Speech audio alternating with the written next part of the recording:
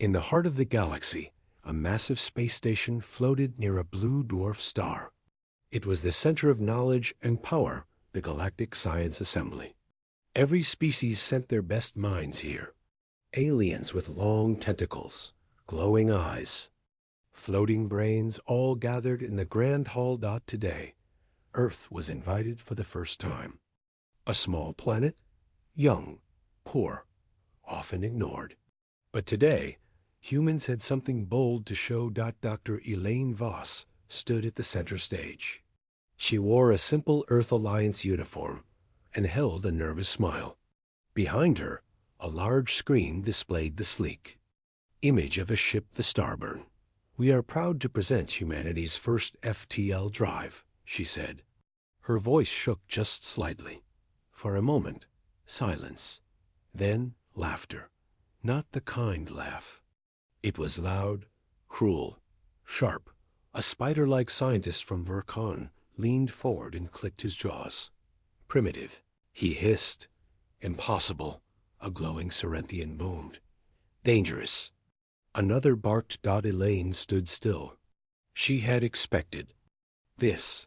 Earth had no seat on the council. No great discoveries. No allies. Only broken satellites and small science ships. But back home, on Earth, something else was happening. Location: Earth. Lunar Launch Station. The ship Starborn stood ready on the far side of the moon. Long, thin, and sharp-edged like a blade.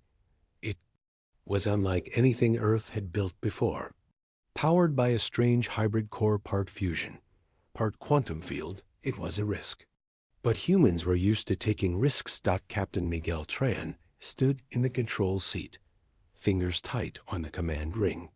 Around him, a crew of 20 scientists and pilots. Their mission: activate the FTL drive, test jump 1 light year, and return. FTL. "Drive charging," said the ship's AI. Miguel's voice was calm. "Final systems check. All lights green. Location: Earth Control, Geneva base on Earth. Scientists and engineers gathered around screens. Data streamed in. Heart rates, core temperatures, graviton levels. Then the screen flickered. Unstable quantum flux? A technician asked. "No," replied Dr. Singh. It's something new." The Starborn's drive glowed blue-white. Its engines hummed like thunder across vacuum. Then a flash, a burst of silent light and silence. Back at the Galactic Assembly, Elaine Voss's wristpad blinked. A message from Geneva. Starborn launched. No signal, no wreckage, nothing. She didn't move, didn't speak. The aliens kept laughing. "You see?" sneered a tall creature with metallic skin. "Your kind dreams too big. Your bones still creak with gravity." Elaine turned off her pad and stepped off stage.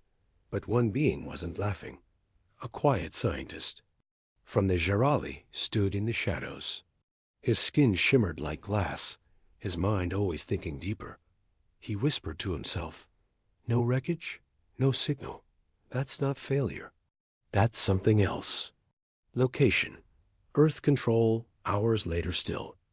No sign of the Starburn. Not a single fragment. The sensors showed a strange ripple at the moment of the jump. Then silence. The news spread fast.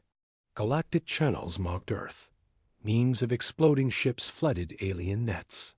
Earth was a joke again. But some people, in dark corners of the galaxy, watched that ripple closely. It didn't match any FTL pattern. Not known to the Council. Not seen in any ancient archives. Something unknown had happened. Final scene of Part 1. Late at night on Earth. Elaine sat alone in her lab. Her hands trembled as she replayed the last readings from the Starborn. At the final moment, just before. Silence. There was a whisper in the code. A pattern. A shape. Almost like a message. She enhanced it. One word appeared. Through. Her eyes widened. "They didn't explode," she whispered. "They went through." Far away, in a quiet lab hidden in the icy mountains of Andros Prime, the Jirali scientists stared at the same signal and smiled. They laughed, he said softly, but who the news of Earth's failure had spread like wildfire. Galactic. Networks replayed the launch footage over and over, mocking Earth's dreams. Talk shows invited arrogant alien scientists who laughed at the poor monkeys who flew too close to the stars. On the galactic net, one post from a Vercon scholar went viral. No wreckage means the ship shattered into atoms. Their tech collapsed on itself. Classic result of dreaming beyond your limits. But not everyone was laughing. Location. Jirali Research Moon, orbiting Azeron 4 Dr. Cornes. Zaire was not like other alien scientists. He believed in strange patterns, hidden messages, and the possibility that even a young species could change the galaxy. He stood alone in his cold lab, staring at the last transmission from Earth's ship. The starborn. The word through blinked on his screen. He leaned forward. That's not a distress signal, he whispered. That's confirmation. He ran the signal through his ancient Jirali archives. The pattern matched something only a few beings had ever seen. The edge of the void plane, a mysterious zone believed to exist outside normal space. The void was legend. Some said it was where time and light broke apart. Some believed ships were eaten there. Others said no one had ever entered it, only touched its edges. But Cornes had a theory. Earth's ship didn't fail. It escaped. Location. Earth. Secret facility in Greenland. Elaine Voss was not resting either. She and her closest team had been moved to a deep facility buried under the ice. The world was still mocking Earth's failure, but the Earth Alliance had gone too quiet. Elaine stood in front of a massive screen, reviewing sensor data over and over. Look here, she told her assistant Milo. Do you see this spike? It's off the scale, Milo replied. Like something broke through the universe. Elaine nodded. The starburn didn't explode. We just don't know where it went, Milo whispered. So they might still be alive? Elaine didn't answer, because deep in her heart she knew. Yes. Location. Unknown space. Starburn ship Captain Miguel Tran opened his eyes. At first, he thought he was dead. But no, his chest hurt, his mind raced, and soft lights glowed across the ship's panels. Around him. The crew lay unconscious, but alive. Slowly, they began to wake up. The view outside the window was wrong. Not stars. Black space. It was shifting, flowing darkness. Like a liquid sky. The ship's AI crackled to life. FTL jump complete. Warning, location unknown. Dimensional coordinates not found. Status? Miguel asked, voice hoarse. Ship is intact. Power stable. Crew survival, 92%. External space. Uncharted anomaly. He looked out again. The universe looked different. Silent, watchful, empty but full. We're not in known space, he whispered. We're through. Back on Earth Dr. Voss had called a secret council meeting. Only 5 people were in the room. Top scientists, generals, and Earth Space Command Director. We didn't lose the ship, Elaine told them. It's somewhere. Somewhere else. But where? Asked General Han. Elaine tapped on the screen. We've started calling. At the deep layer, the void. They crossed something no one else dared to try. The director frowned. And how do we get them back? She didn't know, but she intended to find out. Meanwhile, in the Galactic Council, the alien empires weren't paying attention. Earth was quiet. The ship was gone. No threat, no surprise, but some eyes were watching. Cornizaire sent a private message to his friend, a former explorer named Talai, one of the few who had mapped dangerous regions of space. I think Earth went into the deep layer, I think they survived. And if they come back, they won't come back small. Talai replied with just one sentence. Then we better pray the deep doesn't change them. Location: Starburn, the void days passed, if time even worked here. The crew tried to map the space outside, but nothing made sense. No stars, no planets, just shifting darkness. Yet, they weren't alone. Strange signals flickered on the radar. Alien ships. Not natural. Miguel listened to them carefully. One sound repeated every 12 hours. A pulse, like a heartbeat. Something is here, he said to the crew, watching us. Maybe waiting. Final scene of part 2. Elaine stood at the edge of Earth's experimental chamber. Behind thick glass, a second prototype was being built. Not just a copy of the Starborn, this one was stronger. Smarter. She whispered, "We're coming for you." But in the deep layer, Captain Miguel stood before a new screen. The AI had decoded the pulse. It was a message. You came through. Can you survive? His jaw tightened. We didn't come to die, he said. We came to learn. And if this place wants to test us, let it. Deep in council space, near the red nebula sector, something strange appeared. It was a ripple in space. Quiet. Not a ship. Not a signal. Just a disturbance like the universe held its breath. On board the Keshnor listening post, sensors blinked. Red. Commander Varesh tilted his head, confused. This sector is empty, he muttered. No ships. No warp signatures. What is this? His crew looked at him. Could be a phantom echo, sir. We've had ghost readings before. Varesh narrowed his eyes. No, this is different. Just then, a shape formed, silent, dark, but clearly a ship. It didn't come from normal space. It wasn't using any known FTL path. It just appeared. The crew froze. One officer leaned forward. Sir, it's Earth Tech. Everyone turned. The air grew cold. No, someone whispered. That's impossible. Their ship was lost. It's been months. Varesh walked to the screen slowly. The ship had no name on it. No weapons showing. No engine noise. No comms, but every detail matched Earth's design. And something else. The ship looked different, stretched, advanced, like it had changed. As if it had gone somewhere far. And come back different. On Earth, Dr. Harlow sat alone in the lab. The lights were dim. Days had passed without sleep.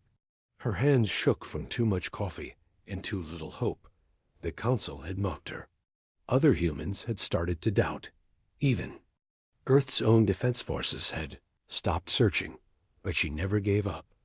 She replayed the last transmission from the Starburn over and over. Faint static, a deep hum. Then a voice. Not human. Not alien. Something else. Then silence. She stared at the screen. Where did you go? She whispered. Then her console blinked. Incoming signal unknown originaire. Her heart stopped. She leaned in. Her fingers flew across the keys. Suddenly, the monitor displayed coordinates. Galactic Quadrant 72. Unmapped space. Object. Approaching. She zoomed in on the data. Her breath caught. The Starburn Galactic Council response. Emergency lights flared in the council chambers. Ambassadors screamed. Data flew across displays. The ship is moving toward council space. Is it armed? Why is it silent? An old alien general slammed his hand on the table. Destroy it. But Counselor Belra, the old scientist who once doubted humanity, stood up. No, he said. We watched them vanish into the void. If they returned, we must ask how. The room quieted. BLRA continued. If Earth cracked the true path of FTL, then we're standing in front of something no empire ever achieved. Aboard the returning ship, inside the Starborn, there was no movement. No crew at visible stations. The cockpit was dark, except for a pulsing blue core in the center of the ship. Camera lens turned slowly. It looked toward the nearest alien satellite. Then, it transmitted one line of text. We saw what lies beyond. And it saw us. The satellite shut down.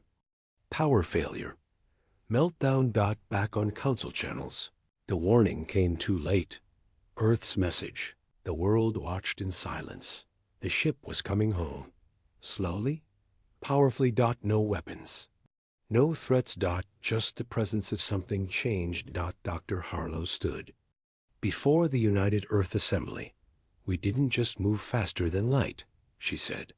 We went outside it. The room was stunned. We found shortcuts in reality, she continued. Places where time bends. But we weren't alone. She paused. There's something in the dark. It watches, and it understood us. Final scene. On the edge of the galaxy, fleets gathered. Council warships, observers, reporters. Everyone wanted to see what Earth had become. As the starborn approached, lights bent around it. Time slowed near it. One council admiral whispered, "This is no longer a human ship." The starborn stopped. Its hull opened, just slightly, and a second ship came out, sleeker, stronger. Unknown design. No one knew where it had come from. But one thing was clear. Earth had returned with knowledge that could shatter the galaxy. The starborn. And the smaller, unknown ship hovered in the dark near the edge of council space. Every alien fleet stood on full alert. No one moved. No one spoke. And then the signal came. Not words, not sounds, just a single image, broadcast across every channel in every known language. A map of the galaxy, twisted and folded. A pathway through space no alien species had ever seen before. And at the very end, something watching, waiting. It wasn't a threat. It was a warning. Back on Earth, Dr. Harlow stared at the image. Her heart raced. She knew that shape. She had seen it in her dreams since the blackout. Something had touched her mind when the starburn vanished. Something old. Something not human or alien. Her voice trembled as she spoke to the Global Council. This isn't just about travel. We didn't build a faster ship. We tore a hole in the universe. And something looked through. She turned to the others. They know we exist now. Inside the ship aboard the starburn, cameras finally turned on. The crew was there, but different. They were alive but pale. Eyes glowing faintly blue. Voices slow, as if thinking and speaking at the same time. "We are human," Captain Miles said in the broadcast. "But we are also more." He held up a small device, a cube of pulsing energy. "This is what lies beyond light, beyond speed, beyond space. We call it the core. It thinks, it learns, and it spoke to us." The council divides in. The grand chambers of the Galactic Council. Fear spread quickly. Some species wanted to destroy the ship immediately. They brought back a weapon. They could unravel space itself. Others, especially the science factions, begged to wait. What if they discovered something greater than all our empires? They solved the problem we failed to solve for 1,000 years. Then the oldest. Among them Elder ZUN- stood. His voice was dry but strong. They stepped into the dark and returned. "This has never happened before. Perhaps we must stop laughing and start listening." The new path is starborn, and its companionship began releasing tiny drones. They did not attack. They simply mapped space, showing new routes, folding paths across impossible distances. Ships that once took months to travel now moved in hours. If they followed Earth's new coordinates, humanity offered the map. No price. No war. Just one message. There's something coming, and we all need to be ready. Alien scientists react. The greatest minds of the galaxy gathered to study the starborn's data, Dr. Vel Tanar of the Zexley species stared in silence. "This is not science as we know it," he said. "This is belief made real. Math that feels like religion." Another scientist whispered, "Did humans evolve? Or did something evolve them?" Still another said, "They should not have survived." But they didn't just survive. They advanced faster than any known species in history. And no one could answer how. The shadow stirs far beyond the edge of the galaxy. In the places between galaxies something stirred, that it had no name, that it had no face. But it remembered the feeling of Wasser, being touched by a small ship with living minds. And now it moved. A signal reached Earth. No sound. Just a cold pulse across deep space. Every human who had been part of the FTL project felt it in their dreams. One woke up screaming, "It's coming." Another whispered, "We opened the door." But Dr. Harlow stood tall. "No, we lit a torch." Humanity's message to the stars. Earth called a meeting of the Council. For the first time in galactic history, every race attended. Captain Miles appeared. On screen, not in uniform but in black, like a messenger of truth. He said, "We were mocked, laughed at. You called our science impossible, our dreams foolish. But we didn't do this to prove you wrong. We did this because we had to know. And now we know too much." He paused. "There is something coming, a darkness that eats stars, that lives beyond reason. And we don't know if it's coming to destroy us or to test us, but we will be ready." He looked into the camera. "Will you?" Final scene. The dark horizon, the starburn, and its sister ship moved again. This time, outward. Away from Earth. Away from the Council. Toward the unknown. Behind them, the stars bent strangely. As if space itself whispered in warning. Alien fleets watched them. Leave. Not with laughter, not with fear, but with respect. Because now they knew. Humanity was no longer walking behind. They were leading the way. Captain Miguel Tran stood at the edge of the viewing deck, staring into what looked like moving black water. But it wasn't liquid. It wasn't space either. It was something else. There were no stars, no galaxies, just currents of dark energy, flowing like rivers through the sky. Every 12 hours, the ship heard it, a pulsing sound. Now it had changed. It had words. "You came through. Can you survive? Is it a warning?" whispered Chief Engineer Naoko. Miguel shook his head. "No, it's a challenge." Back on Earth, Project Revenant DR. Elaine Voss walked through the underground lab where Earth's second prototype ship was being built. The first was named Starburn. This one? Revenant. That it was made from materials no one outside Earth had seen, woven metals with nanoreactive armor, FTL shielding, and dark matter generators. Beside it, a portal chamber glowed with raw power. They weren't just building another ship, they were building a way back. Elaine looked at the project name burned into the steel wall. "We follow where they led." But as she stared at the glowing portal chamber, something inside her whispered, "They may not be the same when we find them."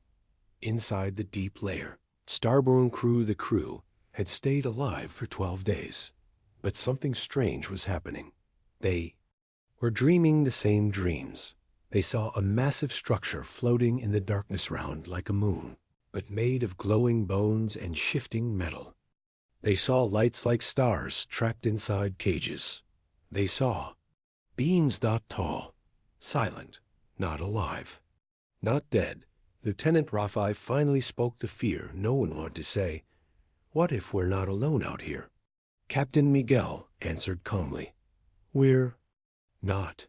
The ship's AI confirmed it. An object is approaching. No known configuration.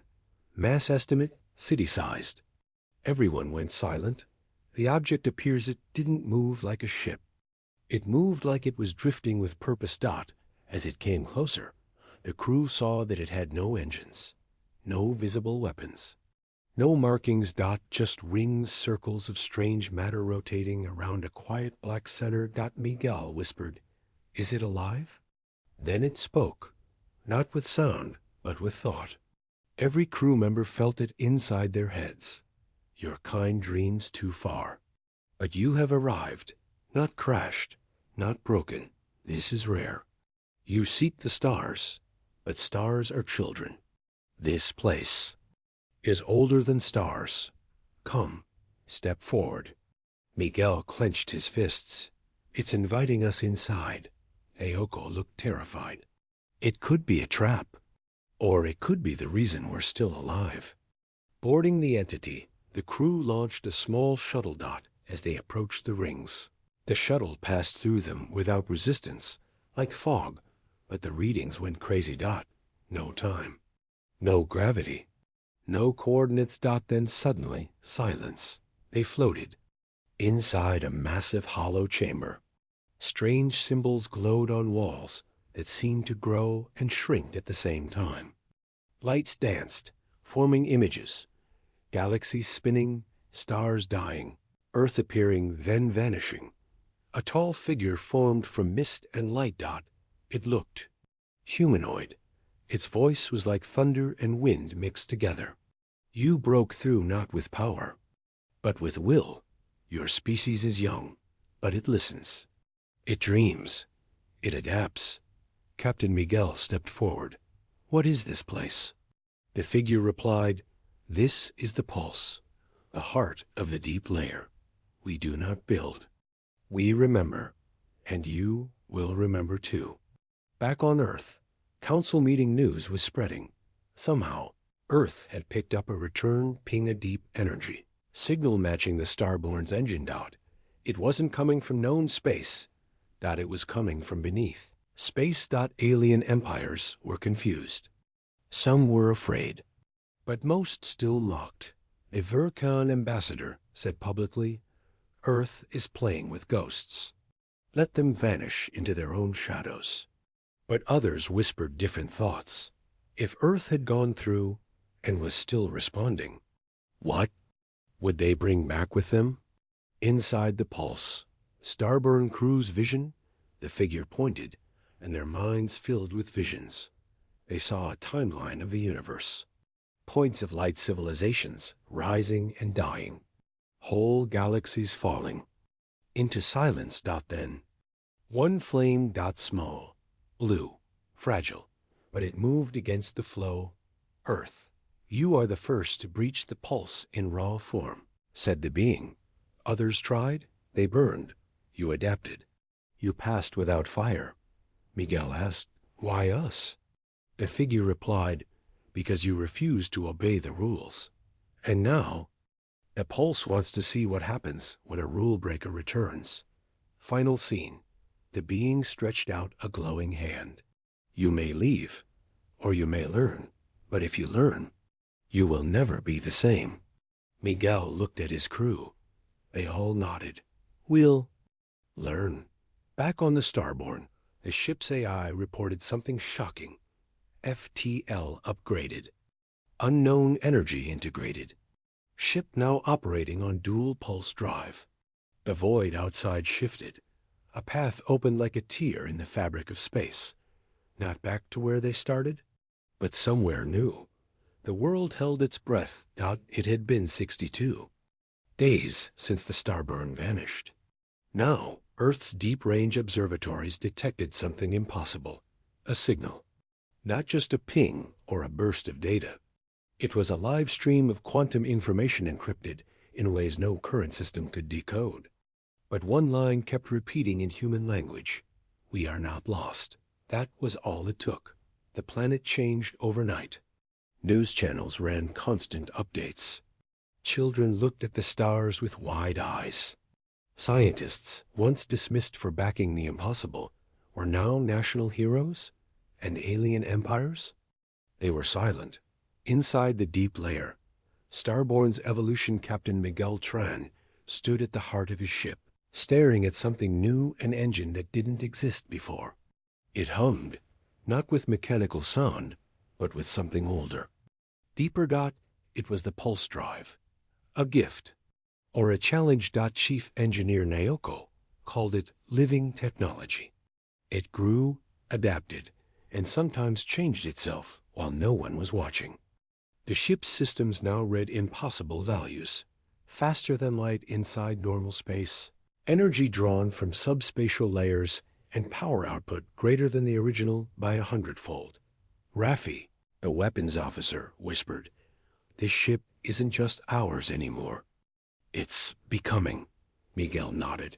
"And we have to guide it, or it'll guide us."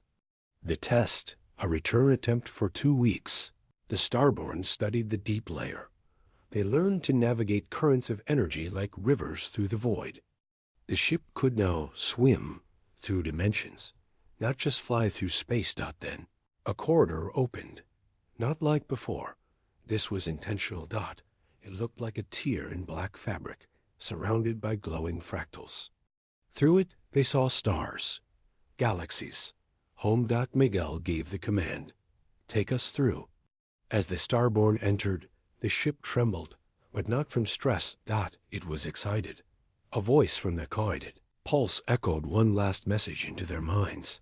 "You return changed. Let them see what you carry." Back in normal space, Earth's shock, they reappeared just outside Saturn's orbit. No warning. 1 second, space was empty. The next, a ship unlike anything Earth or the galaxy had ever seen. Shimmered into being. It looked like the Starborn, but not quite. Its hull was covered in living patterns. Rings of shifting energy spun around it like protective wings, and its engine left trails of light that bent gravity. The ship hailed Earth. "This is Captain Miguel Tron of the Starborn. We have returned." Earth's Space Defense Network nearly collapsed under the data stream. Scientists wept. Soldiers cheered. The world celebrated, but not everyone smiled. Alien reaction, fear in the silence within days. Alien empires noticed. The Vulcan Empire issued a simple statement. "The humans have brought back something unknown. We demand inspection." The Sarkin consulate sent probes, but none returned, and the Grand Synaxis of Harn simply shut down all comms. Rumors spread. They saw the Starboard appear and vanish again in seconds. They called it the Ghost Ship. Among alien nobles and warlords, a cold realization settled. Earth had left, and returned with power even their ancestors never touched.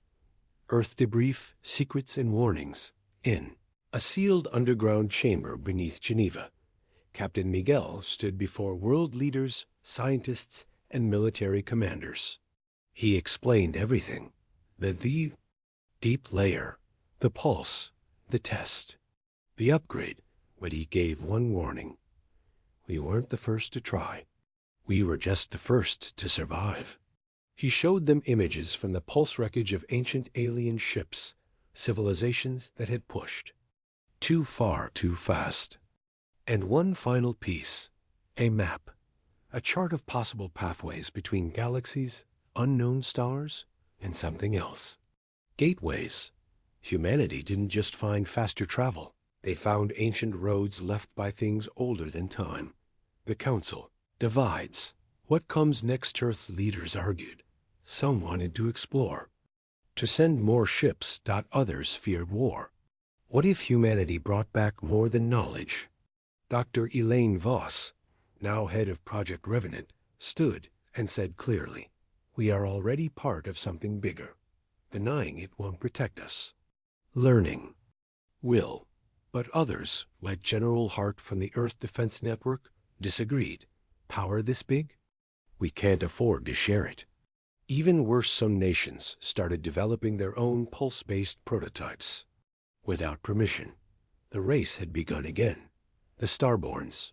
Next mission, Captain Miguel received a private message from the pulse itself.